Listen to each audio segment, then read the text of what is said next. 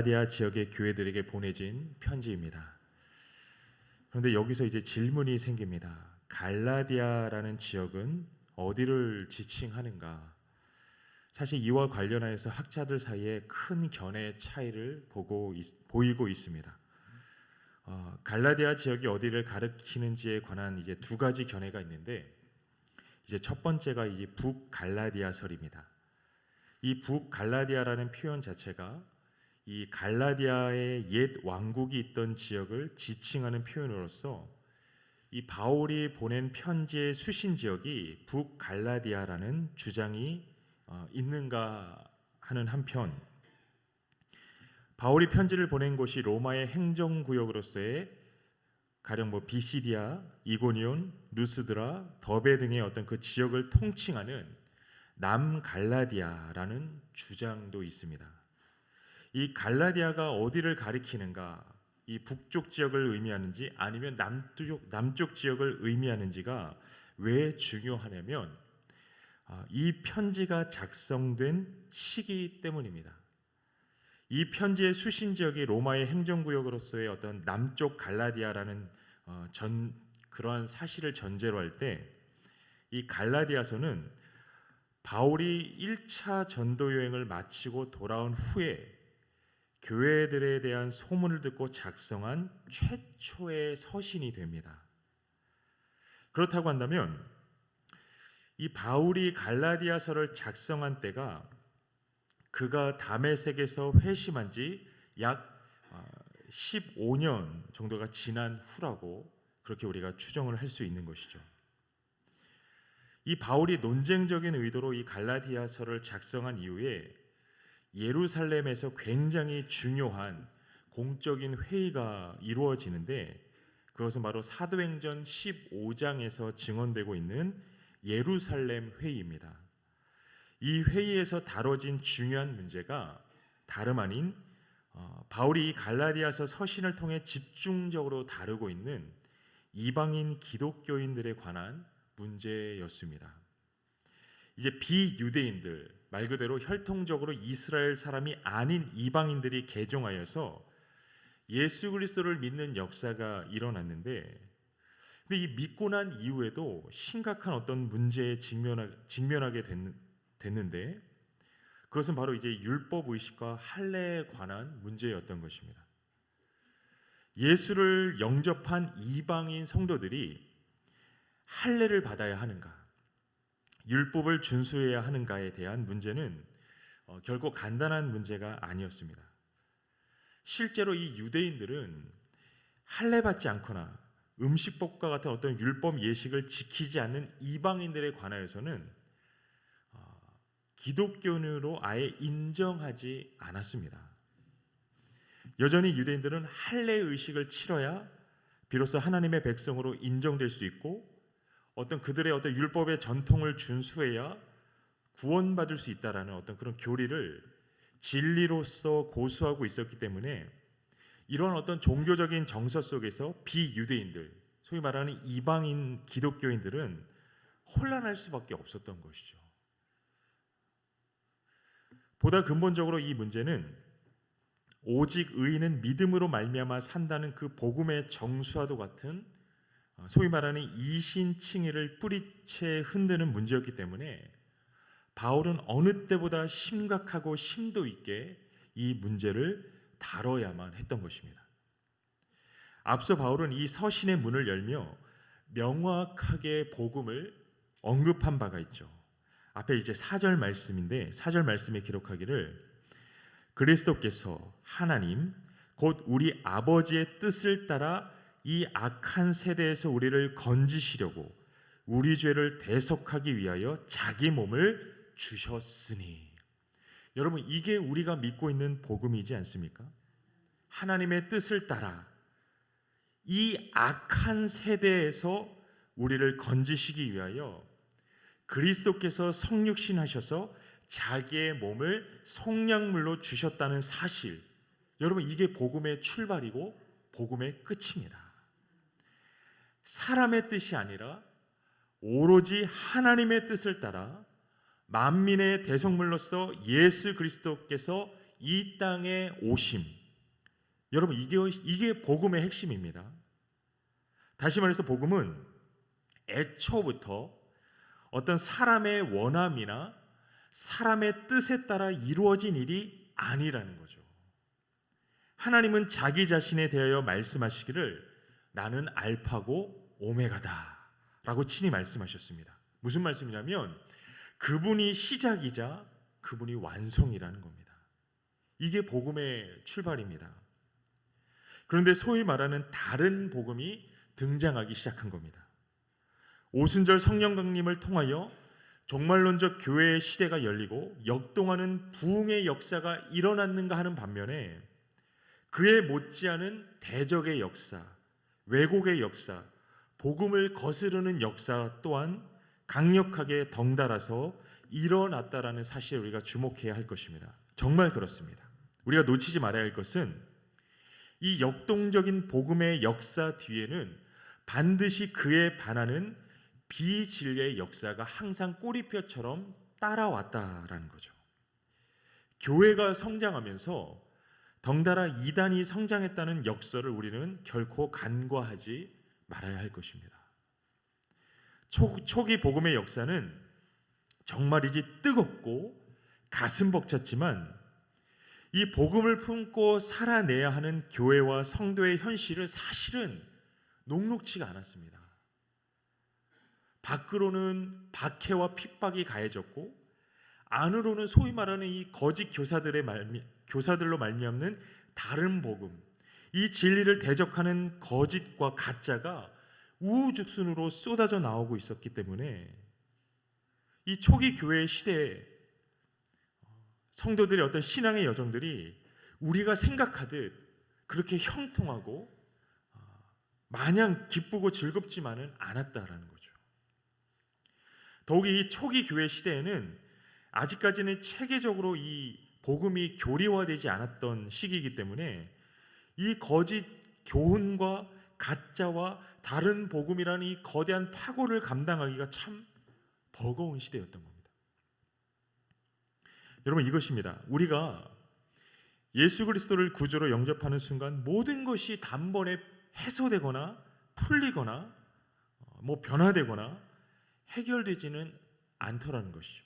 오히려 복음은 가장 먼저 우리에게 더 깊은 고민거리와 고뇌를 던지더라는 겁니다. 여러분, 예수 믿는 것은 전쟁터에 뛰어드는 것과 같습니다. 예수를 영접하는 것은 이 피 터지는 치열한 싸움에 참전하는 것과 같다는 사실입니다. 예수를 믿음으로 전에는 하지 않아도 되었을 그 고민들이 쌓여가고 예수를 믿음으로 더 긴장하게 되고 예수를 믿음으로 영적으로 더 민감하고 예민해질 수밖에 없는 이유가 바로 여기에 있는 겁니다. 많은 사람들이 가지고 있는 오해 중에 예수 믿으면 삶의 문제가 속시원히 해결되고 안 풀렸던 삶이 쑥쑥 풀릴 것이라고 생각하지 않습니까? 그런데 여러분, 정말 그렇습니까? 예수님께서도 명확하게 말씀하신 바가 있습니다. 마태복음 10장 34절 말씀에 기록하기를 내가 세상에 화평을 주러 온 줄로 생각하지 말라. 화평이 아니요 검을 주러 왔노라. 여러분, 복음은 우리의 검입니다. 복음으로서 우리는 싸워야 하고 복음으로 우리가 이겨야 하는 거죠. 그런데 이 검으로서의 이 복음이 다른 복음으로 왜곡되고 변질되는 상황이 이 초기 교회 시대부터 줄기차게 이어져 왔으니 이것은 여간 심각한 문제가 아닐 수 없던 것이죠. 바울은 말 그대로 이상했습니다. 그리스도의 은혜로 죄인을 부르신 이를 지체 없이 속히 떠나 삭막하고 버겁기 그지없던 그 다른 복음을 따르는 이 상황들이 바울은 너무 이상했습니다. 복음의 무게중심은 사람이 아니라 예수 그리스도께 있습니다. 구원을 위해 사람이 수고하는 것이 아니라 예수님이 친히 수고하신다는 것이 이 복음의 내용입니다. 이 복음 안에서 우리가 얻게 되는 그 안도감이 얼마나 큽니까? 여러분, 하나님을 잃어버린 이후에 인생에게 찾아온 가장 결정적인 문제가 무엇입니까? 스스로가 책임져야 하는 인생이 되어버렸다는 겁니다. 스스로 땀 흘려야 하는 고통이 없이는 아무것도 바랄 수 없는 그 논리가 지배하는 삶이 되고 말았다는 거죠. 오늘도 모든 사람들이 버거운 인생의 짐을 등에 짊어진 채 털레털레 걸어가고 있지 않습니까? 연일 뉴스를 통하여 비극적이고도 애석한 일들에 대한 소식만이 전해져 오고 그 속에서 또 다른 많은 이들이 참담해하며 고통하고 있지 않습니까? 모르긴 몰라도 이 슬픔과 실망과 상실감을 스스로 극복하기 위하여 얼마나 애쓰고 있을까요? 이 모든 것을 거슬러 올라가면 결국 그 끝에는 죄가 있더라는 것입니다. 죄는 이렇게 하나님을 상실하게 했고, 하나님을 상실한 인생은 스스로가 삶을 짊어진 채 책임져야 하는 그런 저주에 떨어지고 만 겁니다. 그런데 그런 세상에 복음이 찾아왔습니다. 그리스도의 은혜로 너희를 부르셨다. 그리스도의 은혜로 잃어버린 하나님이 인생에게 찾아오셨다는 것이죠. 여러분, 이게 복음입니다. 하나님이 인생에게 찾아오셨다. 인생 안에 다시금 하나님으로 충만하게 되었다. 이 말을 달리하면 잃어버린 에덴의 풍요를 회복했고, 잃어버린 하나님의 형상을 회복했고, 피조물 가운데 가장 존귀한 영적인 신분을 회복하게 되었다는 의미입니다. 어떻게요? 그리스도의 은혜로 말미암아서 말입니다. 사람의 뜻도 아니고 사람의 능력과 힘으로도 아니고 오직 그리스도의 은혜로 말미암아 하나님으로 충만케 된, 우리가 죄로 말미암아 완전히 잃어버렸던 그 하나님으로 다시금 충만하게 되는 회복의 역사가 일어났다는 겁니다. 여러분, 이 복음이 주는 이 안도감이 이루 말할 수 없습니다.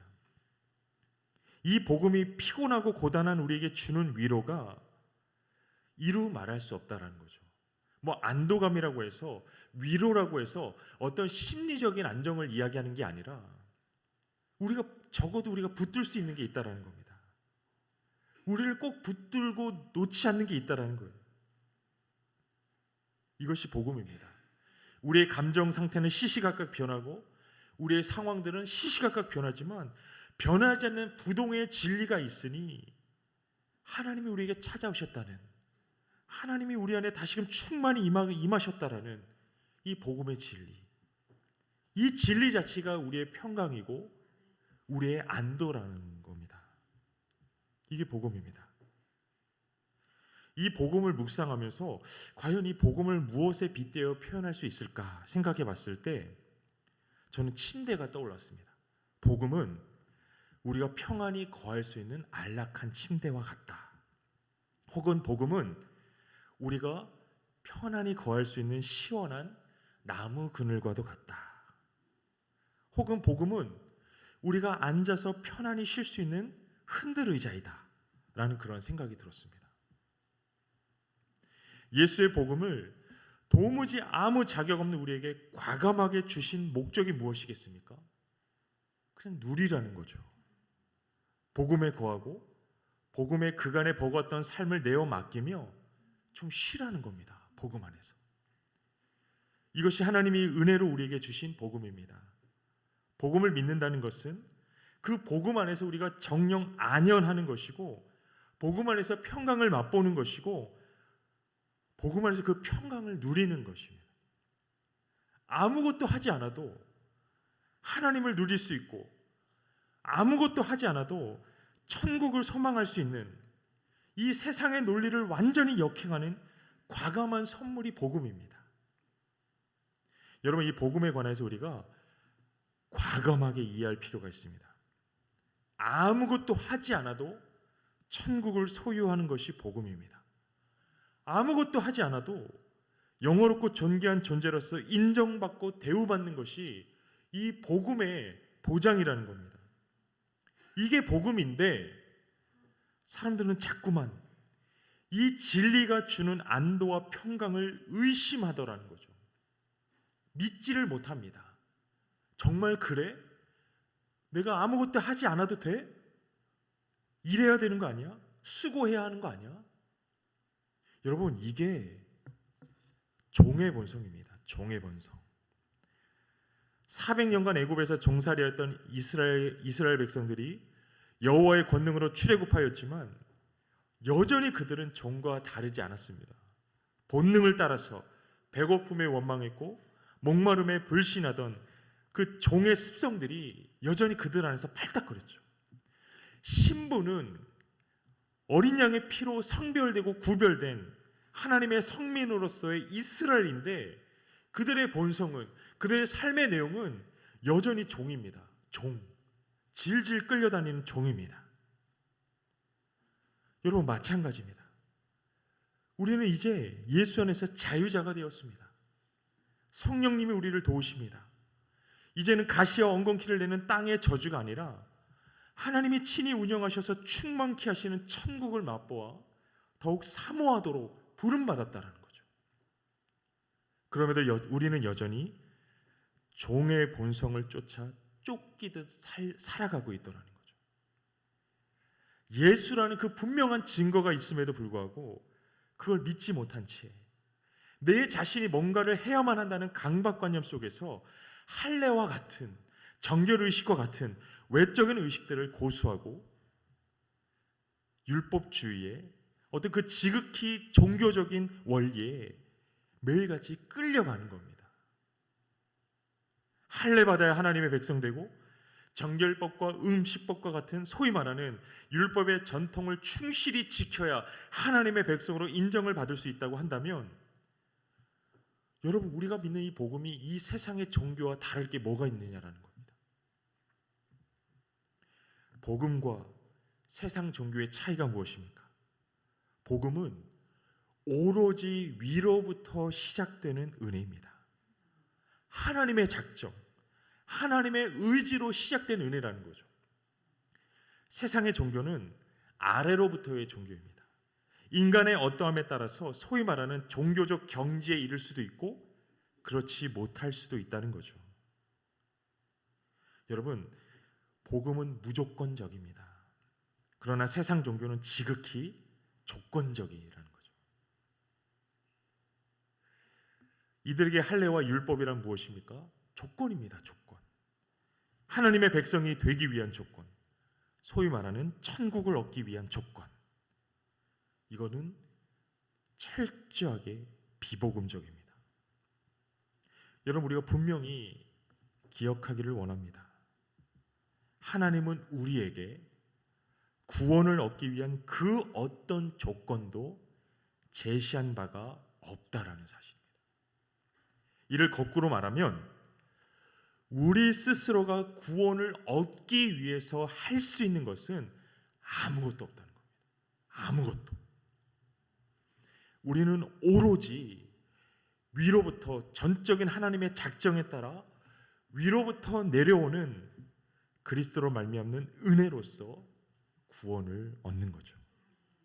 그리스도의 은혜로 우리를 부르시는 하나님의 그 소명, 그 부르심 때문에 우리의 범법함으로 상실해버린 영적인 신분을 회복하여서 우리가 담대히 하나님을 아바 아버지라 부를 수 있게 된다는 것입니다. 여러분, 탕자의 이야기를 기억하지 않으십니까? 아비가 멀쩡히 살아있는데 자신의 몫의 재산을 가져다가 탕진한 그 배은망덕한 탕자를 기억하시죠? 염치불구하고 내가 종으로서라도 아비를 섬기며 살아야겠다라는 심정으로 아버지께 다시금 돌아왔을 때, 여러분, 그 아비가 돌아온 탕자에게, 그 자식에게 한마디의 책임도 추궁하지 않았다라는 사실을 우리가 주목해야 하는 겁니다. 단 한마디에 너 왜 그랬니? 한마디도 추궁하지 않으셨습니다. 아비가 한 것이라고는 가장 먼저 이 탕자를 부둥켜 안고 그의 손에 가락지를 끼워주고 가장 좋은 옷을 입혀줬습니다. 이게 의미하는 바가 무엇입니까? 선언입니다. 선언. 무조건적인 선언입니다. 누가 뭐라 해도 네가 여기에 다시금 돌아오기까지 어떤 삶을 살았다고 하여도 넌 여전히 내 아들이다.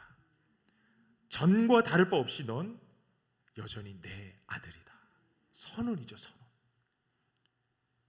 여러분, 그렇다고 하나님이 우리의 죄를 맹목적으로 눈감아 주시는 분이겠습니까? 그렇다고 한다면 그건 불의함 아닙니까? 하나님이 불의한 하나님이십니까? 여러분, 복음이 우리에게는 공짜지만 하나님께는 절대 공짜가 아니라는 거죠. 하나님이 이 복음을 이루시기 위해 자그마치 독생자 예수 그리스도를 나무에 매다는 그 저주를 이행하셨다는 겁니다. 여러분, 이게 복음의 값입니다. 우리에게 거저 주시기 위하여 공의로우신 하나님께서 치르신 값은 그 어떤 말로도 표현할 수 없습니다. 복음이 우리에게 기쁨이고 영광이지만 하나님께는 마치 아브라함이 이삭을 데리고 그를 번제로 드리기 위해 모리아산을 향하여 오르던 그 심정과 같이 쓰라린 심정입니다. 여러분, 우리의 구원의 값이 바로 예수 그리스도라는 사실을 잊지 마시기를 바랍니다. 친히 어린 양이 되셔서 이 속량의 값이 되심으로 우리를 당신의 자녀로 사셨다는 사실이 복음입니다. 예수라는 값으로 하나님이 우리를 사셨습니다. 그런데 이토록 귀한 복음을 가공하고 자르고 이어붙이고 비틀어서 전하는 이 거짓 교사들의 행위가 얼마나 끔찍한 것이냐라는 것이죠. 이 복음이 주는 이 안도와 평강을 가로막는 다른 복음이야말로 얼마나 우리 인생을 속박하며 괴롭게 하는 우리의 삶에 커다란 걸림돌이 되겠냐라는 것입니다. 다른 복음이 저주를 받아 마땅한 이유는 이 다른 복음이 세상을 향한 완전한 하나님의 사랑을 왜곡하기 때문입니다. 하나님을 오해하고 이로써 여전히 하나님을 두려워하게 하고 하나님을 공포의 대상으로 인식하게 하기 때문입니다. 이로써 우리를 하나님의 자녀로서가 아니라 하나님이 무서워서 질질 끌려다니는 그 종된 습성으로 여전히 우리를 살게 한다는 거죠. 무엇이요? 다른 복음이. 사도 바울은 거짓 교사들이 이러한 행태에 관하여서 조금의 망설임도 없이 심지어 하늘로부터 온 천사라도 다른 복음을 전하는 자는 저주를 받을 것이라고 천명하고 있습니다. 사랑하는 성도 여러분, 사람의 소리가 아니라 그리스도를 들으시기를 바랍니다. 여러분, 예수님은 말씀입니다. 말씀. 육신이 되어서 우리에게 찾아오신 말씀입니다. 이 말을 달리하면 말씀이신 그 예수를 응시하고 예수를 깊이 바라보면 그 안에 세상 어디에서도 찾을 수 없던 주옥 같은 복음의 진리를 발견하게 된다라는 거죠. 우리가 그 진리를 붙들어야 합니다. 우리 주변을 맴돌고 있는 수많은 거짓 복음이 아니라 말씀이신 그리스도 안에 무한한 그 복음의 영광을 우리가 치열하게 묵상하고 붙들어야 한다라는 것이죠. 말씀이신 예수가 우리에게 전하는 말씀, 하나님의 긍휼, 하나님의 인애, 하나님의 말로 형용할 수 없는 사랑, 이것만이 하나님에게 우리에게 주신 말씀입니다. 여러분, 오직 예수를 들으시기를 바랍니다. 예수를 바라보시기를 바랍니다. 예수를 통하여서 정녕 우리에게 주시기를 원하시는 그 말씀을 붙드시기를 바랍니다. 그래, 그 말씀 안에서 전과 같이 종된 삶이 아니라 자유케 하시는 성령 안에서 자유자로서 하나님의 자녀로서의 삶을 다음대히 살아내시기를 예수 그리스도의 이름으로 축복합니다.